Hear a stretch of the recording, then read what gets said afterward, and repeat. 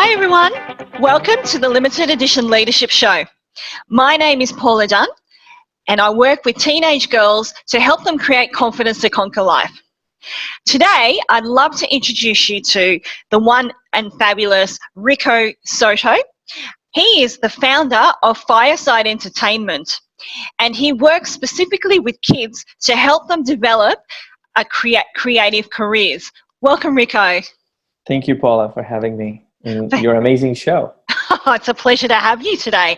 Now, the reason why I got Rico on board today is I wanted him to have a bit of a chat to those of you who are of the artistic persuasion and what's currently happening in the entertainment industry during the COVID-19 crisis, and how you can overcome any obstacles and turn them more into opportunities today. Rico, would you like to give us a bit of an overview of who you are and what you do? Yeah, not a problem. But basically, I've been working in the music industry for about 15 years, not only in Australia, but also internationally, as a manager, talent developer, and in marketing and strategy for music. So I work with different musicians or projects. And basically, one of the key things that Fire Music does, or Fire Entertainment does, is we work with young talent, unsigned, independent talent, and their families to help them navigate the music industry and develop successful careers from an early age. So then by the time they're 20, 30, or even older, they have a successful, well-established career.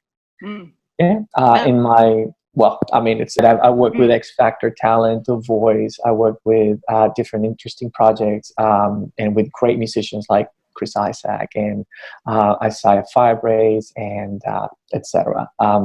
But I think one of my greatest passion is working with young, independent talent and help them grow. That's fantastic, and it's really impressive to see that you've worked with so many of the well-known TV shows and talent shows, as well as artists as well. So you can see that we're in really great presence of Rico here today, guys. All right, so thank you for that. I hope so. Yeah, no, fantastic. Rico, tell us what's happening right now within the entertainment world that teens are, now that teens are currently in social isolation. So what's going on? Well, it's an interesting time of adjustment, not only for the entertainment industry, but for the world in general. It's been fantastic to see how some musicians and creatives have taken the lead into reevaluating how they're entertaining people, how they're connecting with their fans, and how they've moved everything online. Now, I mean, obviously, the world is on a partial gathering shutdown, so you don't have live concerts anymore, you don't have live shows anymore, you don't have gigs. Everything's been moved online, and people are adapting. TV shows are adapting. People, people are hosting shows from their homes. People are hosting live concerts worldwide from their homes as well. So this is a moment of tweaking, pivoting, and reinventing the entertainment business. But at the same time, it's fantastic because it's moved everything online. People still need to be entertained. People still need to connect. People still need music. In fact, I'd say now more than ever, because the simple things of distraction of going to a bar or going to a club or going and playing with your friends on wherever, I mean, depending on different ages where you're at, all of those things are out of the question right now, are not on the table anymore. So people need to be entertained. And what that has done is it's created equal opportunity for every artist, for every person who's creative, for every person who's entertaining to go online and participate and share and start to engage with audiences when before they might have been too busy or distracted or been putting it aside. And now, you can start right now from your phone. Yeah, that's great. I mean, I even find it myself being in social isolation because I'm the type of person that likes to go out and mix and meet people a lot. So it's forced me to actually start to focus on aspects of my business that I would probably put to the side and go later. So I can see how students or teens could actually reprioritize what's important to them to get ahead in their field. Yeah, and I think I think it's also a matter of focus. It's not something that's just gonna. It's not a challenge that it's only gonna affect teenagers. It's a challenge that's gonna affect everybody, because you're at home, you're distracted. Now there's more content, more than ever, and more ways of getting distracted. There's no urgency to do things that are important, or perhaps work has kind of lost a little bit of the clear lines of when and where you perform your work or your studies. So it's easier to get distracted. Yeah. At the same time as if you're a prolific creator, or if you are industrious and productive, you could start focusing on getting things done. Now is the perfect time to do it. At the same time, there's so many distractions available that it's easy to fall into the pits of binge watching Netflix series, or just falling into this constant sharing on Facebook post or Instagram post, or doing TikTok videos, but not necessarily creating things that are meaningful. So you got to be careful not to get too distracted, and find that moment of focus to get the things that are important to you done. Yes. And so what actions can teens actually take so they don't fall behind over this year? Well, the first action, and I usually like to take a time to explain how we see the development of artists. There's different stages from an artist, from the early stages of their career to the time that they're uber successful in touring internationally. There's different stages. I think these moments of isolation, this period of isolation, actually presents a perfect panorama, a perfect moment for people to start focusing on the opportunity to pursue their dreams, the opportunity to pursue those things that really matter to them, and for whatever reason they just haven't been able to focus on that and put a little bit of time on that. This is something that we called the FIRE methodology, which is, these are the 6 stages that we take each artist to develop, right? From the very beginning of their career, where they start preparing, to planning and strategizing who they are, discovering who they are, planning their release. If you're a musician, how you're going to release. If you're a creator, which platforms you're going to use, and then moving into production. And then the other 3 stages further down the track is promotion, performance, and partnerships. Partnerships thinking record labels and managers, etc. But right now, it's a perfect scenario for every creative who's at home to start thinking how to upskill, how to start developing those skills that maybe are not as great as they wish as they wish they were. For example, if you are a musician, but songwriting is not necessarily your forte, now is the perfect time to start exploring and experimenting and learning new skills to songwrite. Now is the perfect time to improve your skills playing the guitar or the piano or singing.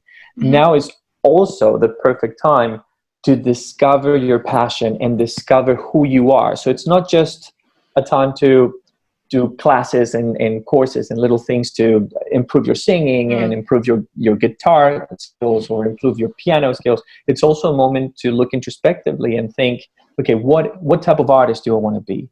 What is my message as an artist? Who do I want to engage? What do I actually want to say? Because it's not just funny videos on TikTok. It's also, what's your message as an artist? Why do people relate to you? And you'll see that the musicians and the artists and the actors and the icons that we follow and that we respect the most are those who actually have a say, have a message, have a vibe, have a really important, I like to call it that, I like to call it the artist message or the creative concept behind the artist. And we buy into that. So you find an artist like Rico or like Billie Eilish that have something important to say through their music, through their art, and you connect to that. So if you want to be a creative, now is the perfect time to start thinking about those things. Yeah, and as you mentioned about, I find that as you were describing the different path, different steps for becoming an entertainer, and creating that creative concept about behind the person, who the person is, I think is a really great opportunity now for those to sort of really dig down deep inside and really do a bit of soul searching for themselves. Yeah, and I when we developed this methodology, it was so important to put the planning stage before production. A lot of musicians, and this is also, I suppose, an important message for parents as well, that are trying to help their kids develop a career in the music industry. They start spending a lot of time, money, and effort in producing things without a really clear map, without a clear blueprint of what it is that they want to achieve.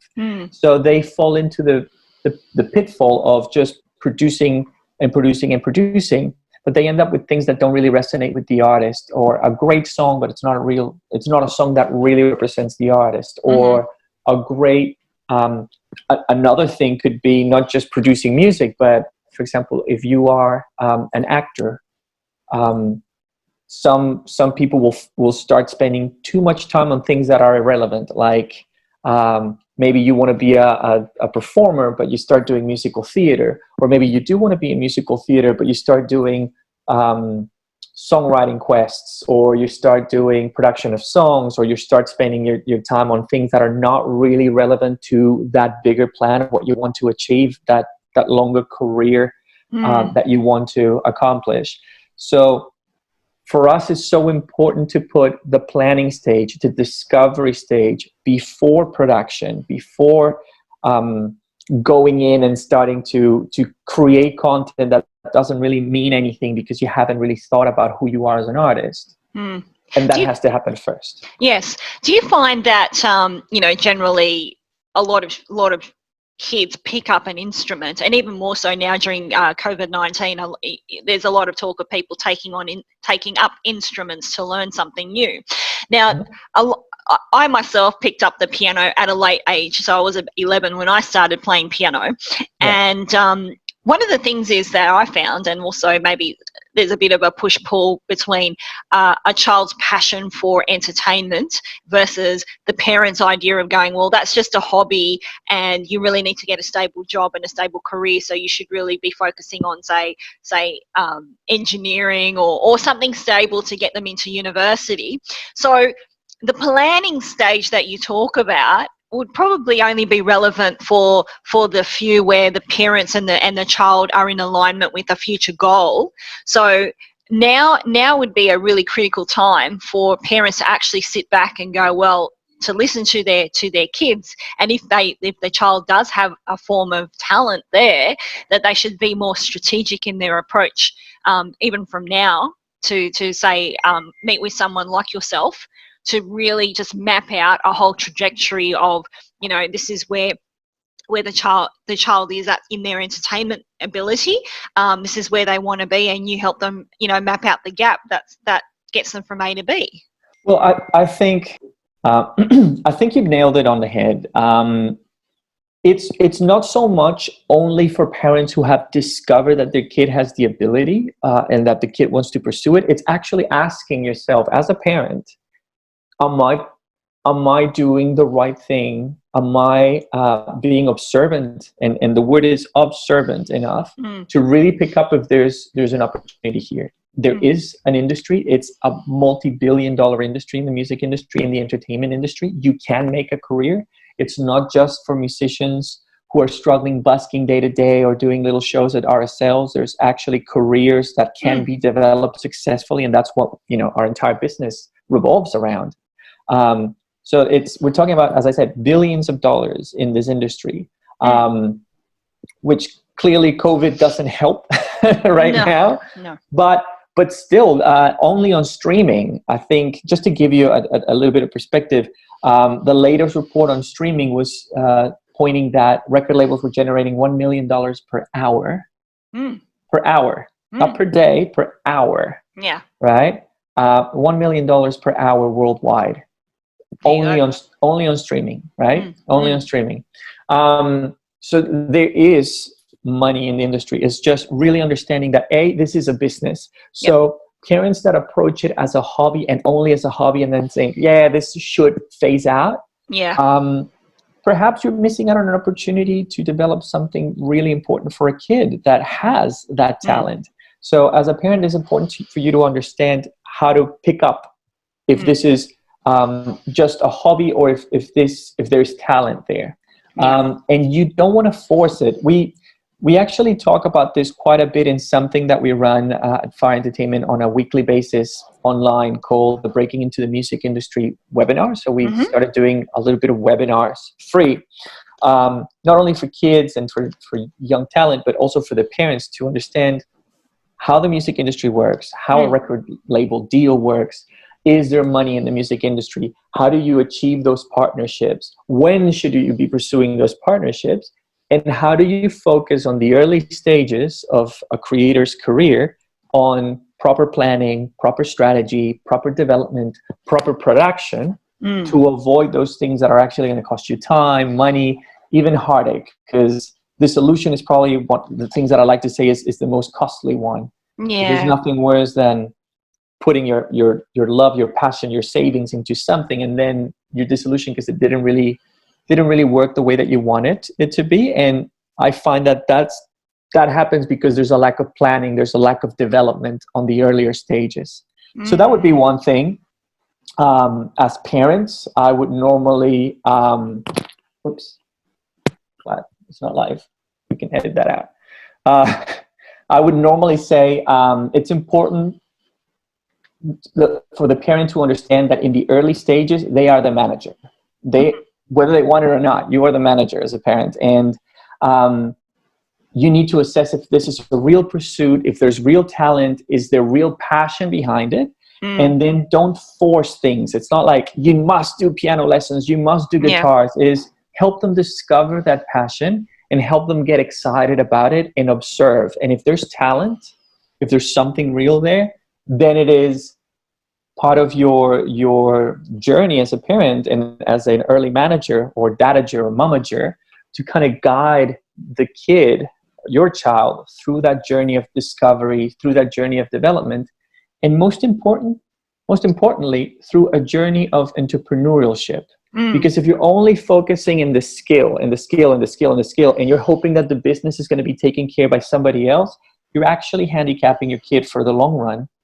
Because you're not allowing that person, that young person, to develop skills that are going to help them throughout life. You're only allowing them to develop one skill and then hoping that somebody else will exploit it. So what we try to do, and this is actually something that I'm covering on a book that I'm writing, that hopefully, knock on wood, it's going to be out in July. Cool. It's called Racing Stars, and that book is specifically for parents to really understand how to develop and manage your child's career and help them build a career that they will love. So that's fantastic. Yeah. So that's really awesome. So it's quite interesting. Like the teens that I've been working with, and I've worked with a whole array of teens, both within the entertainment, sort of like the STEAM, let's just say, the science, technology, arts, and mathematics and all of that. And I guess what are the reasons why they come to me, in particular parents' concerns as well, is because they want that to minimize risk.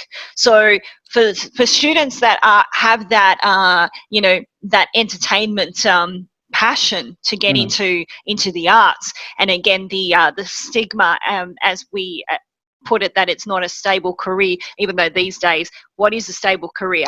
To be honest, it's just it's adapting and changing people's mindsets to say that you could be in a corporate job for 10 years, and now with all of this uncertainty, people have lost their jobs overnight. So I think it's the mindset that needs to be shifted now to say that there is no such thing as a stable career anymore, and that people have to have more of an entrepreneur mindset and a more agile and flexible approach. But I do a lot of cognitive behavioral profiling and mentoring and coaching of teens, so to make to give the teens certainty and the parents confidence that their teen is actually has that certain persuasion for, say, the arts, and it gives them a bit more of that clarity to say, okay, well, they do have these innate attributes that actually, if they're polished and sharpened, will flourish. And if they're nurtured, they will flourish. So it kind of helps them in that regard. But well, and that's completely right. it's a different world. The world is looking like it's not going to go back to normality. And if anything, it's shown us, or what we call normality, because normality changes. It's what the standard, the social standard is. Yes. But it's the great opportunity here is that if we understand that this is now a world of entrepreneurship, an entrepreneurial approach to careers in general, it's not just, are you good at one skill and then exploit that skill by somebody else. I mean, look at what's happened with the airline Virgin, right? It's now gone into recession.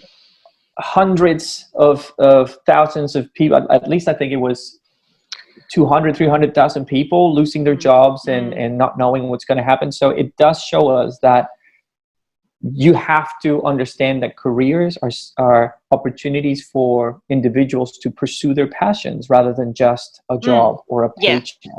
Yeah, and I think the next generation, like Gen Z and all that, I think they are more conscious about pursuing their passions and aligning their passions to a financial income as well. Whereas the millennials were more focused about following their passion and having an experience and having that quality of life. So I think there's a pendulum shift between one extreme to the other, and now it's kind of going back towards the center in terms of behavior.